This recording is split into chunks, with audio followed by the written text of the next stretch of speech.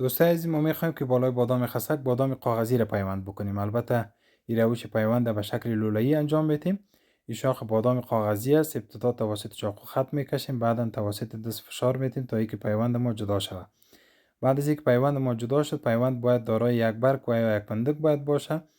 و بعدا شاخ که در نظر گرفتیم که نوک شاخ پوست کردیم و پیوند خود در او جابجا ساختیم. پیوند فشار میتیم تا اینکه خوب مستحکم شود. پیوند ما مستحکم شد.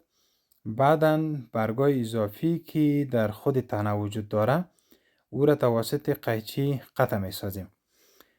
دوستای عزیز، چیزی که در پیوند بسیار مهم است و است که شاخ که شما از او پیوند میخواین جدا بکنین و بالای درخت دیگه یا نیال دیگه که میخواین بالای از او عملیه پیوند انجام بدین، پیوندتان باید از شاخ جوان گرفته باید شود، چون که نتیجه 100% میده.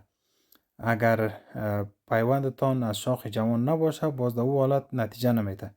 بهتر است که پیوندتان از شاخ جوان جدا بکنین. روش بسیار آسان است، میتونید استفاده بکنید.